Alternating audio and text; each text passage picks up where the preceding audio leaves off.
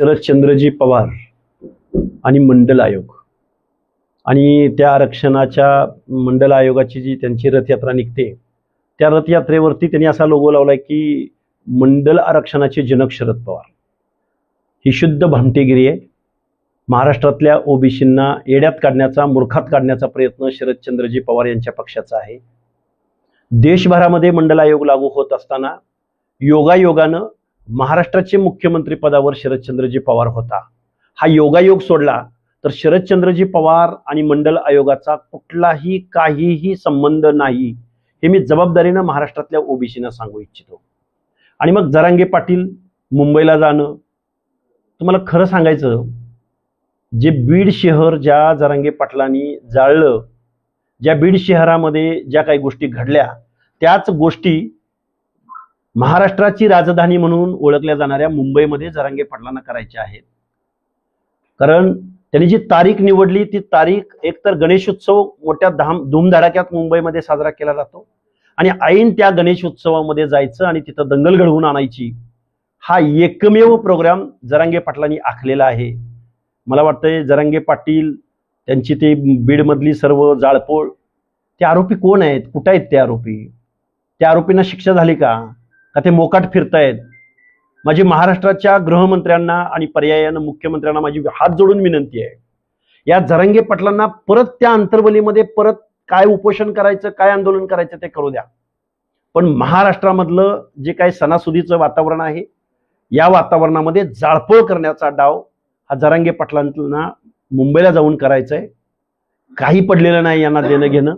शरद पवारांना पडलंय की येऊ घातलेल्या पंचायत राजच्या निवडणुकीमध्ये आपल्या पक्षापासून दूर गेलेला ओबीसी आपल्याकडे कसा येईल, आणि जरांगे पाटलांना पडलंय की बीड शहरामध्ये ज्या पद्धतीनं मी दहशत निर्माण केली त्याच पद्धतीनं मला मुंबईमध्ये जाऊन दहशत निर्माण करायची आहे।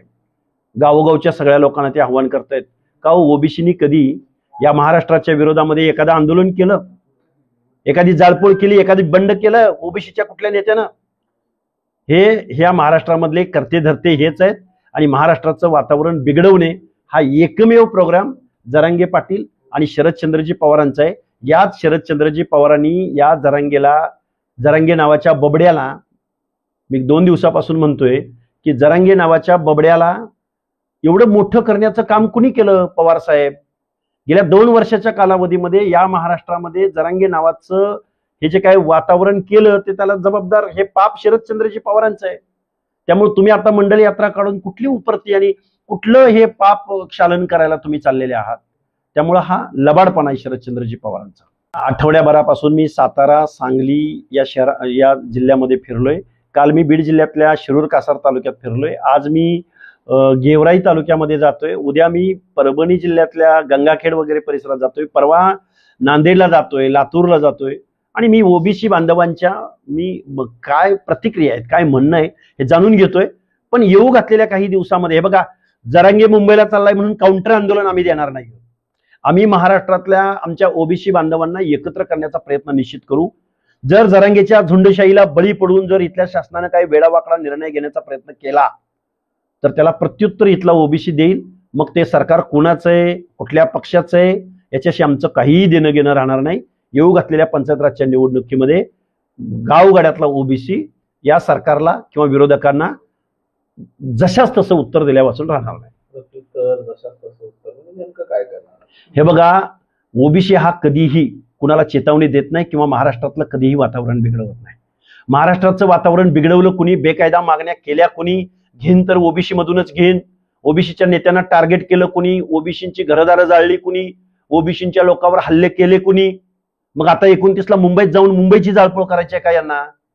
गुप्तचर विभागाला, मुंबईच्या महाराष्ट्राच्या गृह विभागाला माझं सांगणं आहे की तुमच्याकडं गुप्तचर विभागाचा रिपोर्ट असेलच। या जरांगेला अंतर्वली सराटीमध्ये उपोषण करू द्या, आंदोलन करू द्या, मुंबईकडे 29च्या तारखेला जाऊ देऊ नका, अशी महाराष्ट्राच्या मुख्यमंत्र्यांना माझी विनंती आहे। भ्यायचा कारणच नाही, ही लोकशाही आहे, ही काट्याकुराड्यांची, कायदा हातात घेणाऱ्यांची लोकशाही नाही। जरांगे पाटील वारंवार मुख्यमंत्र्यांना आईमाईवरून शिव्या देतात, उपमुख्यमंत्र्यांना, वेगवेगळ्या नेत्यांना आईमाईवरून शिव्या देतात, बघून घेण्याची भाषा बोलतात। आमच्या मागण्या मान्य करा, नाही तर आम्ही तुम्हाला ही जी काही चेतावणीची भाषा जरांगे पाटील करतायत ना, मुळात त्यांच्यावर गुन्हा दाखल झाला पाहिजे, त्यांना तुरुंगात डांबलं पाहिजे. असं एवढं महाराष्ट्रातलं वातावरण कलुषित होत असताना, बेकायदा मागण्या करत असताना त्यांची लाड कशासाठी तुम्ही करताय? गव्हर्नमेंट म्हणून तुमची काय रोल आहे का नाही? तुम्ही कायद्याच्या बाजूने उभे राहा, तुम्ही ओबीसीच्या सामाजिक न्यायाच्या बाजूने उभे राहा. मुख्यमंत्री महोदय, जे संविधान सांगतं ते त्यांना समजावून सांगा.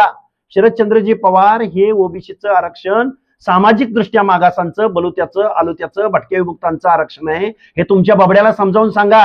आणि जरांगे पाटील, तुम्ही थोडासा अभ्यास करा. तुम्हाला वाचायला येत नसलं तरी तुम्ही तुमच्या सल्लागाराकडून हा विषय समजून घ्या. आणि तुम्ही आता महाराष्ट्राचे मुख्यमंत्री सोडून आता देशाच्या पंतप्रधानांना टार्गेट करताय. थोडी हिंदी भाषा थोडीशी अवलोकन करा, वाचा, समजून घ्यायचा प्रयत्न करा. उगाच चेतावणी देऊन मुंबईत जाऊन तुम्ही जाळपोळ करायच्या भानगडीत पडू नका.